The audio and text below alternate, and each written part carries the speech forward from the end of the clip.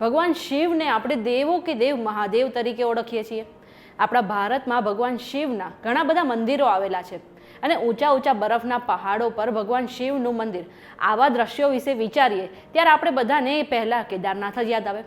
પણ શું તમે જાણો છો કે વિશ્વનું સૌથી ઊંચું શિવ મંદિર ક્યાં આવેલું છે? આ શિવ મંદિર આપણા ભારતમાં આવેલું છે અને ઇન્ટરેસ્ટિંગ વાત એ છે કે આ શિવ મંદિરનું કનેક્શન ભગવાન રામ અને મહાભારતના અર્જુન સાથે પણ છે। શું તમે જાણવા માંગો છો કે આ શિવ મંદિર ક્યાં આવેલું છે? તો એ જાણવા માટે આજનો આ વિડીયો જોઈ લો।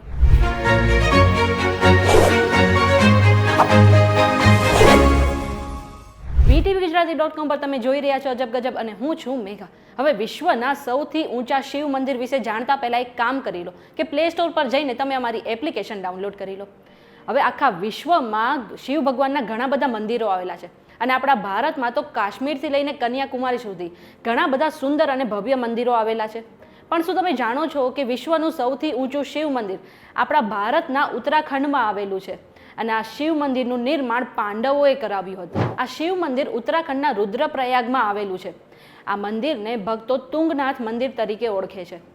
આ મંદિર ચંદ્રનાથ પર્વત પર 3680 મીટર એટલે કે 12073 ફૂટની ઊંચાઈ પર આવેલું છે। જો તમે પણ તુંગનાથ મંદિર જવા માંગો છો તો આ માટે તમારે સૌથી પહેલા સોનપ્રયાગ જવું પડશે। ત્યાંથી તમે ગુપ્ત કાશી ઉખીમઠ અને ચોપટા થઈને તુંગનાથ મંદિર સુધી પહોંચી શકો છો। આ જે શિવ મંદિર છે એ હજારો વર્ષો જૂનું છે અને આ મંદિરમાં ભગવાન શિવના હાથની પૂજા કરવામાં આવે છે। આ જે તુંગનાથ મંદિર છે એ વર્ષમાં થોડા મહિના માટે જ ખુલ્લું રહે છે।